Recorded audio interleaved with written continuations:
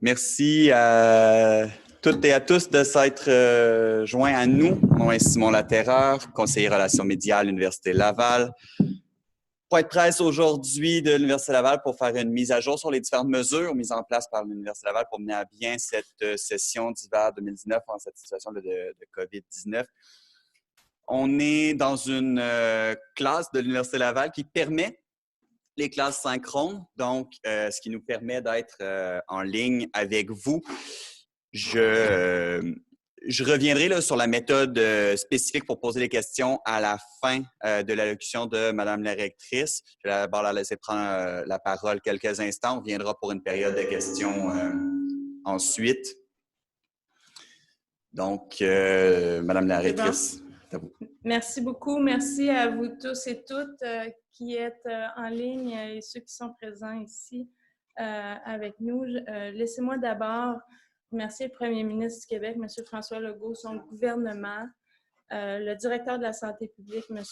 Horacio Arruda, et la ministre de la Santé, Mme Danielle McCann, pour leur leadership et les décisions courageuses qu'ils et elles ont prises et qu'ils prendront. En ce qui concerne l'Université Laval, laissez-moi vous dire que nous vivons un moment de très, très grande solidarité et de mobilisation envers à la fois les défis sanitaires et ensuite la poursuite de l'enseignement dans ce nouveau contexte.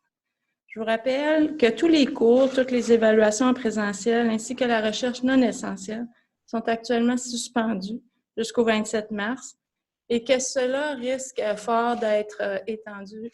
Bien entendu, le premier ministre nous l'a dit hier, ça va prendre un peu de temps et puis il faut s'y faire.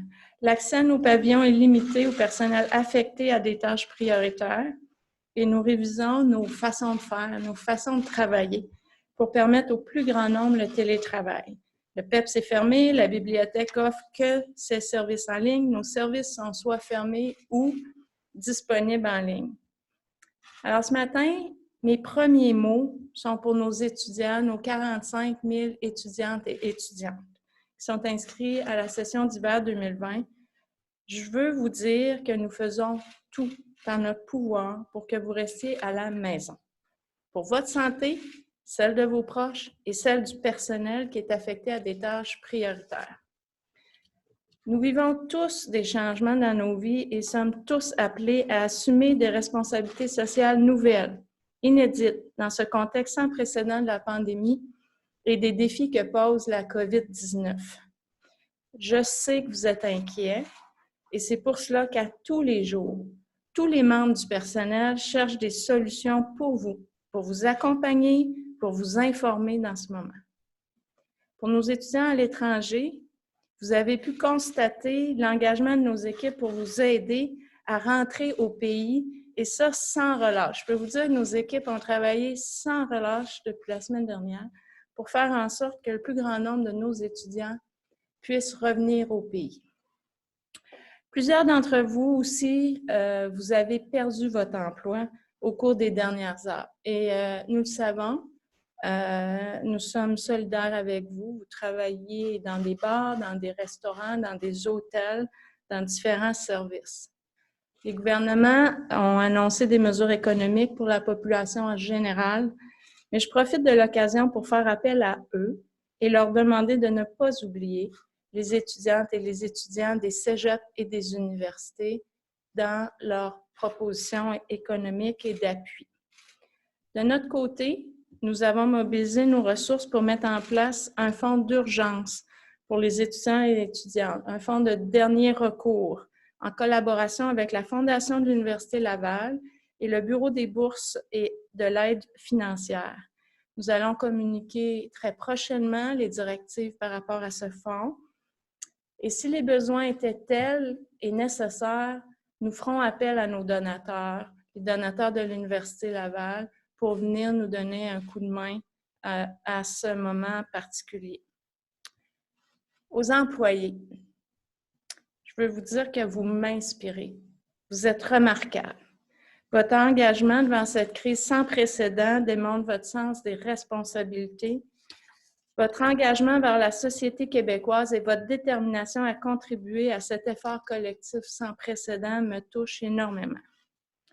Les dernières heures ont démontré la collaboration historique des professeurs, des chargés de cours, des professionnels, des syndicats et de l'ensemble de l'administration universitaire envers, je vais utiliser le mot sauvetage, du semestre dans des conditions extrêmes de gestion de crise sanitaire. La créativité, la flexibilité dont vous faites preuve depuis les derniers jours démontrent votre grande qualité et votre professionnalisme. Et je suis heureuse d'annoncer ce matin des ententes avec les employés de soutien et les professionnels de l'université, du personnel indispensable à l'université. Avec eux, nous avons conclu des ententes qui vont nous permettre de travailler dans ce moment de crise, avoir l'agilité. Et comme employeurs, nous nous sommes engagés à travailler aux accommodements, à faire en sorte que nos employés puissent le plus possible travailler à la maison. Nous avons aussi conclu des ententes avec les professeurs et les chargés de cours. Nous avons leur appui et leur engagement à faire en sorte que nous puissions faire face, nous avons leur appui et leur engagement à faire en sorte que nous puissions faire face aux défis devant nous, et cela dans des conditions économiques raisonnables, dans le contexte de l'incertitude économique dans laquelle nous nous trouvons. Et ça, je veux les remercier, je les remercie du fond du cœur. Merci à nos syndicats partenaires, le syndicat des professeurs, le syndicat des chargés de cours, le syndicat des employés et l'Association du personnel administratif professionnel. Nous retrouvons au centre de ces ententes ce qui compte le plus pour nous. Notre contribution à la société québécoise, la santé de sa population et l'avancement des connaissances. Les étudiants et les étudiantes qui pourront diplômer cette année seront au rendez-vous pour soutenir la relève économique dès que possible. Ils seront au rendez-vous pour aider les secteurs de la santé et prendre la relève du personnel médical que je salue et je remercie. Nous serons à tout jamais redevables à vous, nos anges gardiens, pour tous vos efforts. Et finalement, nos étudiants et étudiantes apporteront aussi leur soutien à tous les secteurs, mais notamment à celui de l'éducation. Alors, à tous nos employés, merci.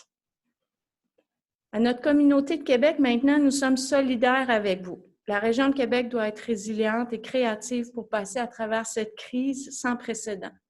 Et pour cela, vous pouvez compter sur nos leaders, nos professeurs engagés, sur notre relève étudiante. L'Université Laval a investi des efforts colossaux ces jours-ci pour poursuivre sa mission de transmission de connaissances parce que la société québécoise a besoin de cette continuité malgré la tempête. Notre apport se fait aussi sentir du côté de la recherche. Plusieurs professeurs sont à pied d'œuvre en ce moment pour développer des mécanismes de défense à la COVID-19. Vous savez, nous sommes réputés comme université faire partie des grandes universités de recherche dans ce secteur. Nous avons aussi des partenariats de recherche internationaux, notamment avec l'Université de Stanford, pour mieux comprendre ce coronavirus et nos infrastructures, nos services, comme le Centre de valorisation des données Valeria, est mis à contribution. Nos professeurs, nos chercheurs, notre personnel, nos professionnels de recherche sont aussi mobilisés. Durant cette période de grande incertitude, je salue leur dévouement envers cette recherche pertinente en ce moment, nécessaire, et leur mobilisation à faire avancer celle-ci. Maintenant, nous poursuivons sans relâche notre objectif d'assurer la transition de nos cours présentiels vers les cours en ligne. Ce n'est pas une petite tâche, vous comprendrez. Alors, il y a toute la dimension technique. Nous avons acheté nos licences, nous doublons notre offre de classe virtuelle. Et plusieurs le savent, je me permets de le dire à ce moment-ci, nous sommes la meilleure université au Canada pour l'offre de formation à distance. Nous avons fait nos classes, nous avons développé notre savoir-faire, nos technologies. Et aujourd'hui, ça nous apporte un levier supplémentaire. et on met cette compétence-là à profit de notre communauté étudiante.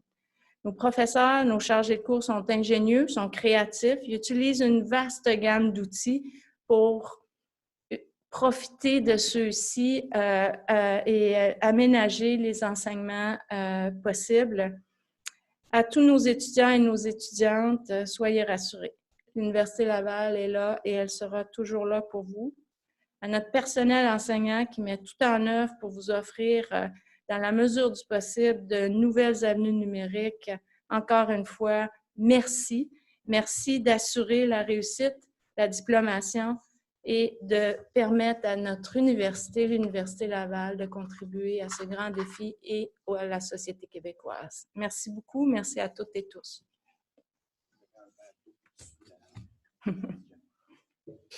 Merci beaucoup, Madame Sophie Damour, rectrice de l'Université Laval.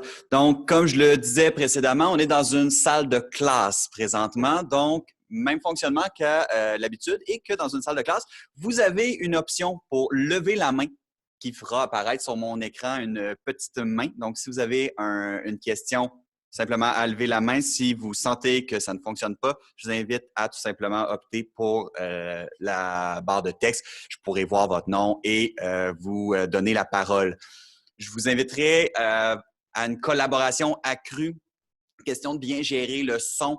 Je vais activer votre micro pour une question. Ce n'est pas contre vous. Ensuite, je vais le mettre en muet pour permettre à la rectrice de parler et à tout le monde de bien entendre la question. Je vais vous redonner la parole si nécessaire pour une sous-question, donc une relance. Et on passera au prochain journaliste. Comme d'habitude, on vous demande de vous nommer par nom et média.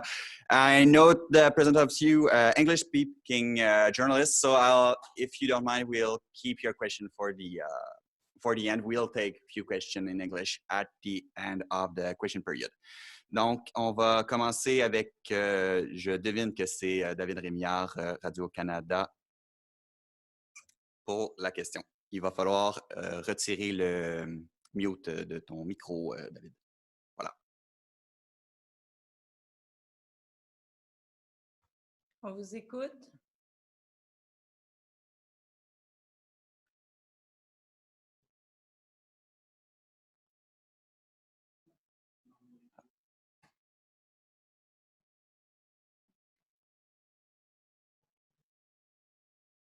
On peut passer à une autre question, on reviendra. On va essayer une autre question. Si ça ne fonctionne pas, on optera pour les questions à l'écrit que je pourrais tout simplement lire à Madame la rectrice. Donc, on va essayer Isabelle Mathieu, Le Soleil. Oui, bonjour. Est-ce que vous m'entendez? Oui, très bien. Bonjour. Bonjour, Madame Damour. Isabelle Mathieu du Soleil. Donc, j'aimerais savoir, est-ce que vous avez une évaluation? Quel pourcentage de cours vont pouvoir faire cette transition-là du présentiel à l'enseignement à distance? Est-ce que vous pouvez nous en dire plus là-dessus?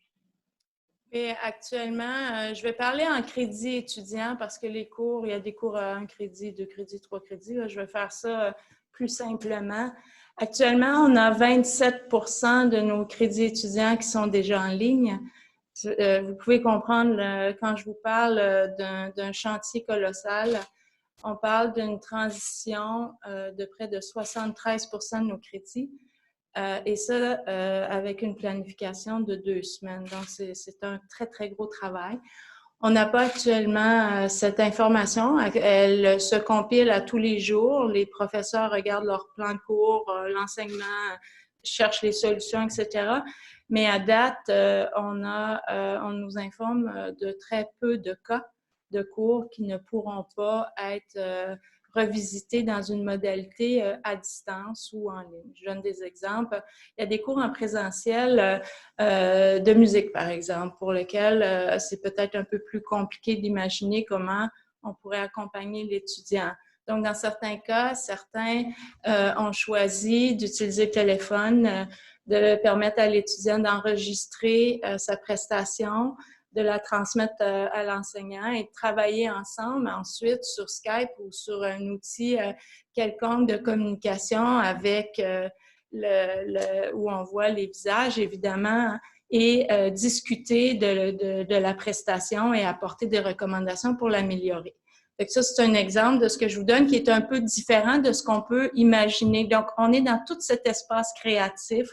Oui, on a l'enregistrement du professeur qui donne de façon magistrale son cours, mais on a aussi un ensemble de professeurs qui revoient leur matériel, qui déposent de nouvelles lectures, des projets à réaliser et de nouveaux outils d'évaluation qui sont déployés. Donc, on va avoir cette information de façon très précise à la fin de la semaine prochaine, mais à tous les jours, quand on voit que c'est difficile dans un cours, on a des équipes qui aident les professeurs, les enseignants à imaginer des solutions qui permettront de faire le plus possible.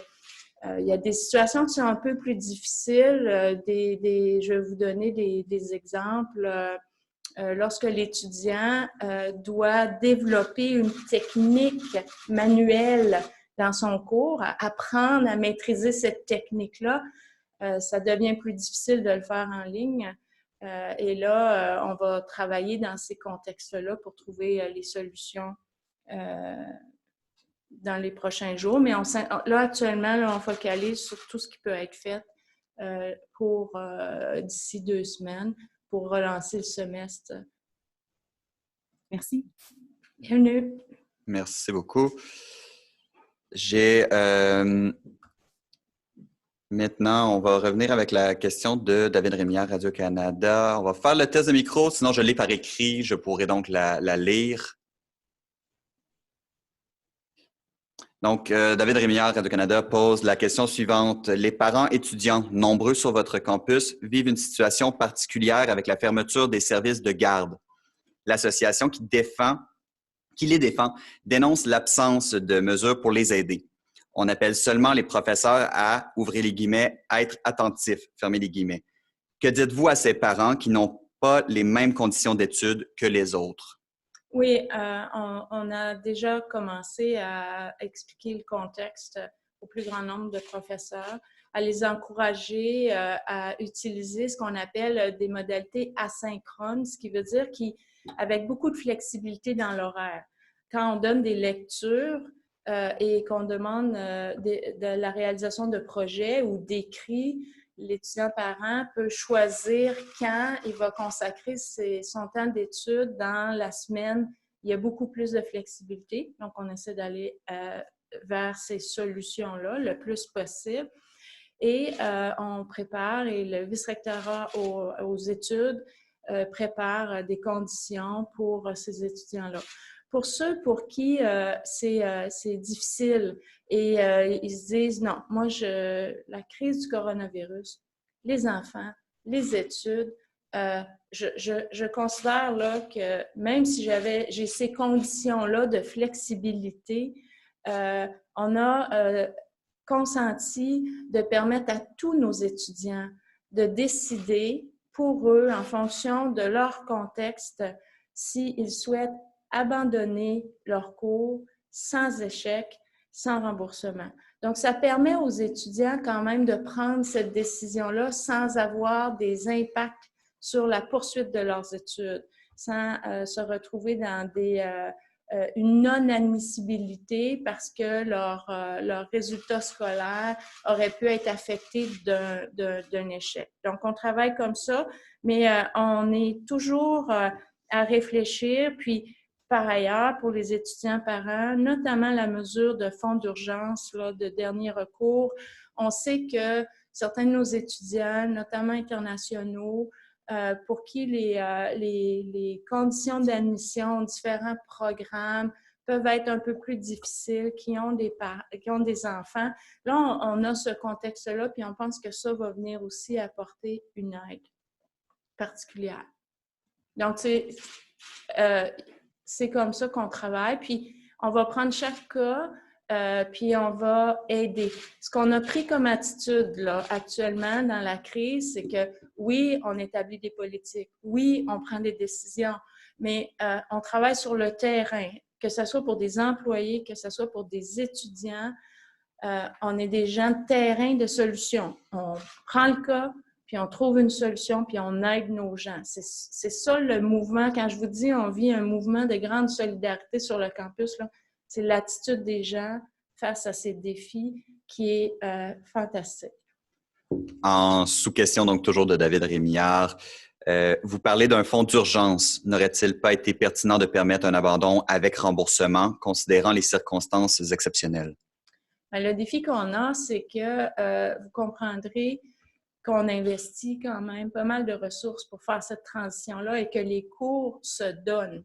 Les cours se donnent, puis se donnent dans des conditions qui sont aménagées et que si un étudiant parent a des difficultés, nous allons l'aider.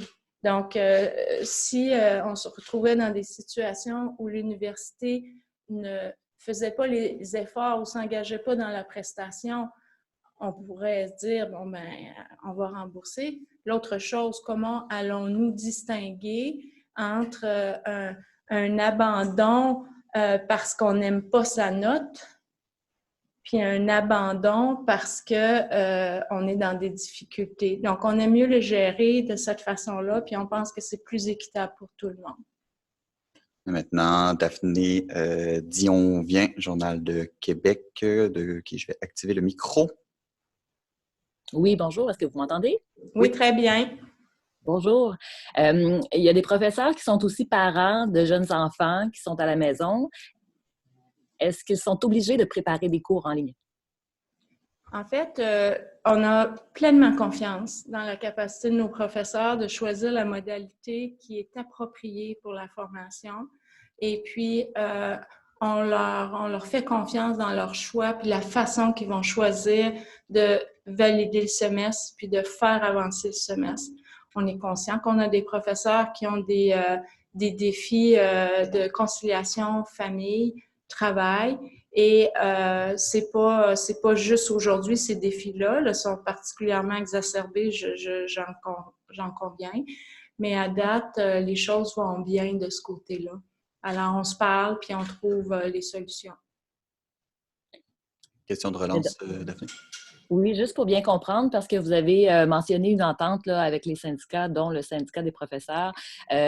Donc, si je comprends bien, là, tous les professeurs qui avaient des cours en présentiel doivent travailler à transférer leurs cours en ligne, peu importe la situation personnelle. Là. C'est pas parce qu'on évoque du côté syndical la liberté académique. Mais quelle est l'entente précisément que vous avez avec le SPUL, le syndicat des enseignants? Oui. En fait, on travaille dans la mesure du possible, dans les contextes.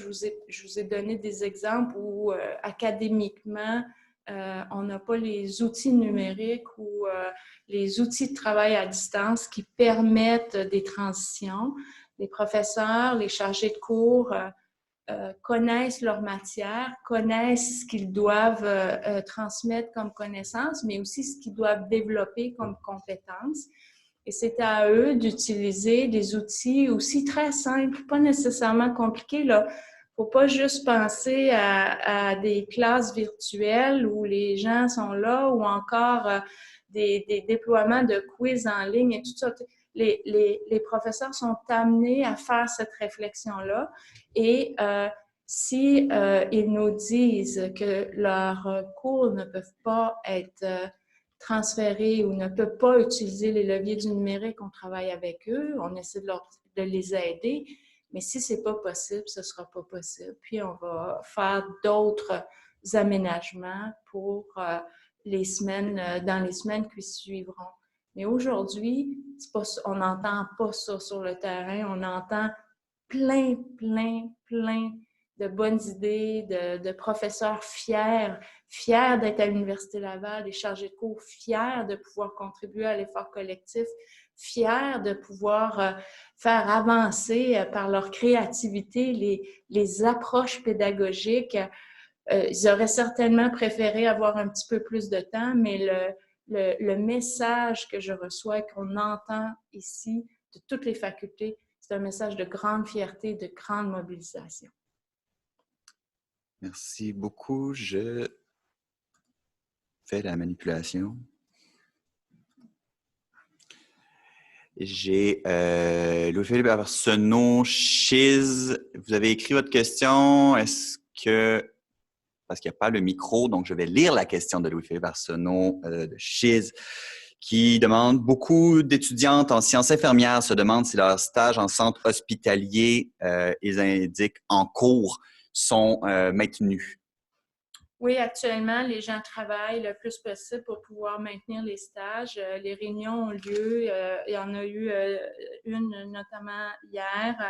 En fait, on essaie de trouver le modus operandi qui va rendre le plus optimal la présence de ces infirmières, infirmiers en stage qui sont sur le terrain, à la fois dans un contexte où ils peuvent contribuer aux services médicaux qui sont en demande actuellement, mais dans une logique aussi où on peut minimiser le temps requis des personnes qui les encadrent dans le contexte où on a une grande urgence. Donc, ce que je comprends, c'est que jusqu'à maintenant, ça va continuer d'aller, mais les choses, vous le savez, je peux vous dire quelque chose là, puis dans une heure, je peux vous dire que les choses ont changé. On vit dans cette dynamique-là, mais pour l'instant, le message que je reçois, c'est que oui, les gens arrivent à trouver les leviers nécessaires pour que nos stagiaires puissent contribuer au travail, puis dans la façon de faire l'encadrement, que ça ne soit pas trop lourd. Louis-Philippe Arsenault, Chiz, est-ce qu'il y a une relance? On la prendra en décalé. Pourquoi garder les stagiaires en sciences infirmières, mais pas ceux en médecine ou dans d'autres disciplines en santé? Vous comprenez qu'actuellement, ces décisions-là sont prises par le ministère de la Santé. Elles sont évaluées, chacune d'entre elles, chacune de ces décisions sont évaluées en fonction de l'intensité du travail qu'ont à faire nos anges gardiens, des besoins qu'on a à accomplir. Et ça, c'est des décisions qui sont faites pour la santé des Québécois et on doit s'y conformer. Donc, je ne peux pas vous donner le détail de l'analyse, mais je sais que les gens font leur travail et prennent des bonnes décisions actuellement. Ici, merci. J'ai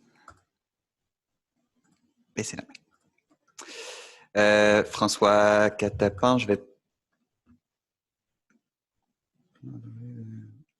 Il n'est pas disponible. Donc, j'ai la question écrite de François Catapan, Québec Hebdo, qui demande quels sont les échéanciers à partir de quand les étudiants doivent s'attendre à poursuivre leurs cours en ligne? Ben, la majorité des étudiants vont commencer à recevoir les informations. Plusieurs les ont déjà reçues, d'autres vont les recevoir sur les modalités, puis quand les contenus, puis le plan pédagogique va être déposé au plus tard, parce que les choses, certains l'ont déjà fait, d'autres vont le faire. Au plus tard, on s'attend à ce que à la fin là, le 27 mars, là, alors la rentrée 27, 28, 29, 30, le lundi ou plus tard, 30 mars, l'information sera disponible. Ici. Oui, nos cours déjà en ligne fonctionnent, puis déjà plusieurs professeurs ont fait des blitz et ont déjà informé leurs étudiants de la situation. Donc, on fonctionne au rythme des défis pédagogiques de chaque cours et on s'adapte. Mais dans notre plan de match, on a voulu donner 2 semaines. C'est quand même un exploit là, en 2 semaines. 3/4 des prestations d'enseignement transformées pour faire face à la situation, là. Donc, nos gens ont besoin un peu de temps, mais ça va arriver à ce moment-là. On va prendre 2 dernières questions en français. On va passer. On a aussi des questions en anglais par la suite. Donc, j'ai Isabelle Mathieu, Le Soleil, rapidement pour permettre et activer le micro. Oui, rebonjour. il y a plusieurs étudiants, notamment je pense à la faculté de médecine, qui ont vu annuler évidemment leurs examens de fin de spécialité, des examens là, pour lesquels ils se préparent souvent depuis des mois, pour ne pas dire des années. Qu'est-ce que vous pouvez dire à ces étudiants-là? Est-ce qu'on reporte seulement de quelques mois? Est-ce que ça va à l'année prochaine? Qu'est-ce que vous pouvez leur dire? On n'est pas prêt encore à répondre à ces questions-là. C'est sur notre table de travail. Comprenez qu'on a plusieurs questions pour plusieurs groupes, pour plusieurs disciplines. Actuellement, là, ces questions-là montent dans notre processus de gestion de cellules de crise. Et puis, dès qu'on va pouvoir leur donner la réponse, on va leur donner, mais actuellement, elle n'est pas prise, cette décision-là. Merci beaucoup. Merci.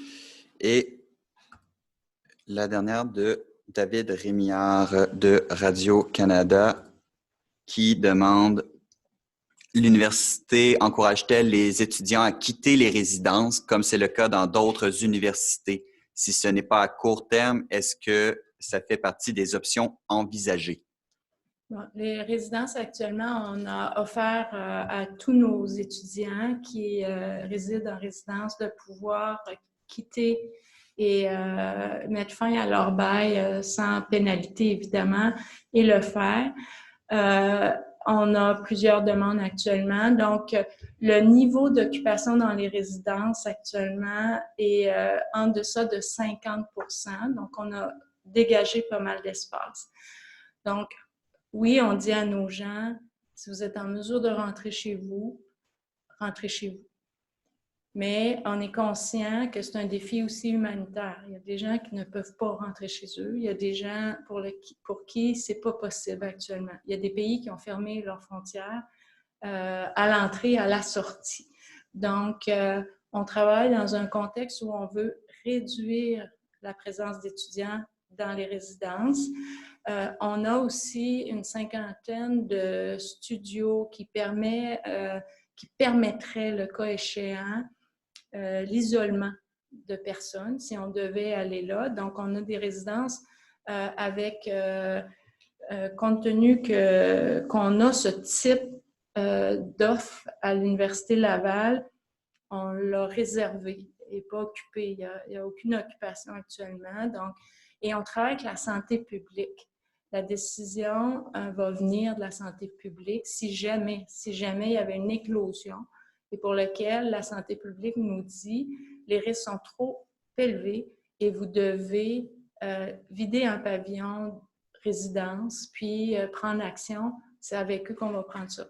Pour l'instant, on se donne la marge de manœuvre.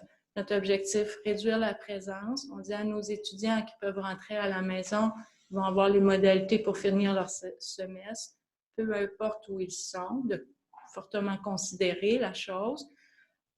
Ceux qui restent, qu'on est là, qu'on prévoit les plans de mitigation au cas d'une situation, mais qu'on ne prendra pas de risque. Vous pouvez être assuré qu'on ne prendra pas de risque pour la santé publique à l'Université Laval. On travaille avec la direction de la santé publique. Puis s'il y avait une situation qui l'exige, ben, on procéderait, puis on travaillerait avec les services sociaux pour s'assurer que tous nos personnes, dossiers je dis dossier, c'est pas dossier, je voulais dire, c'est pour toutes nos personnes, situations qui demandent une réflexion puis une solution, qu'on ait la solution. On ne mettra personne dans la rue.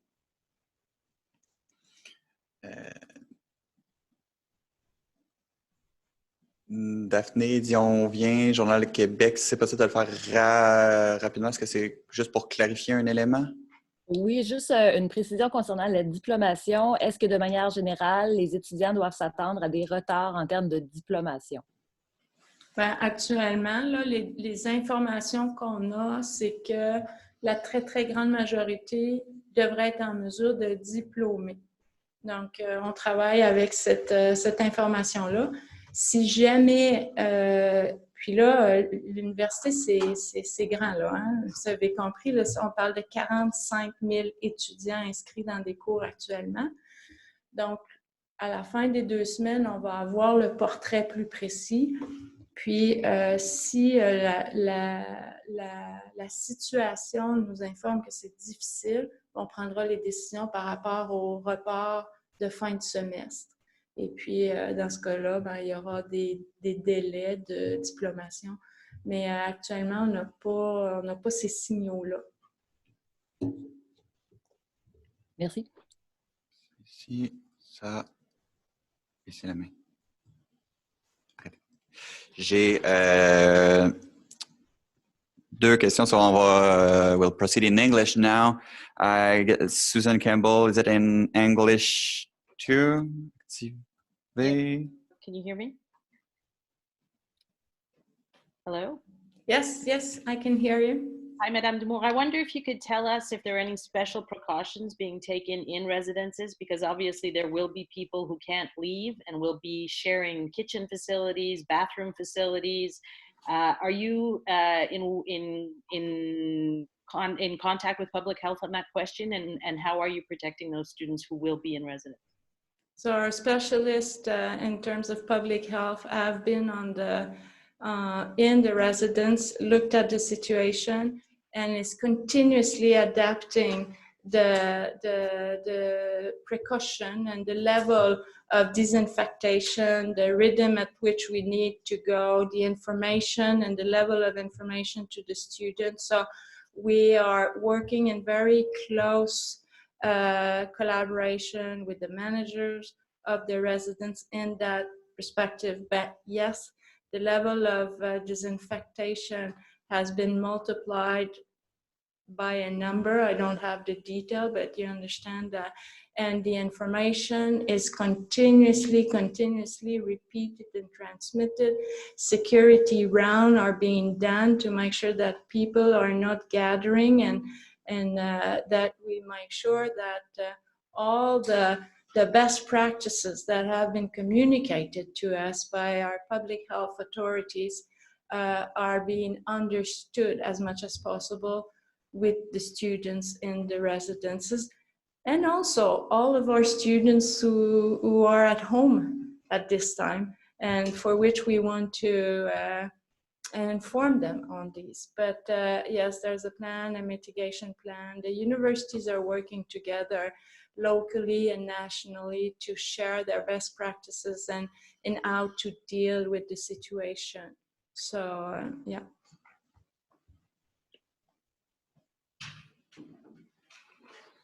Susan Campbell, do you have another question? Thank No? you. Good, thank you. Here.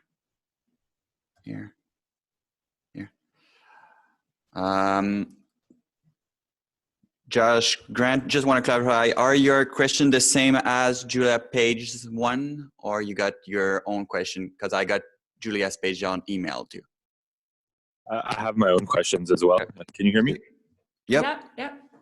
Perfect. Just a follow-up to which Susan asked you. We heard that a student in the Faculty of Law tested positive. Do you have any update on the situation on campus and in residence? Are there other possible cases? Obviously, there's a lot of people self-isolating.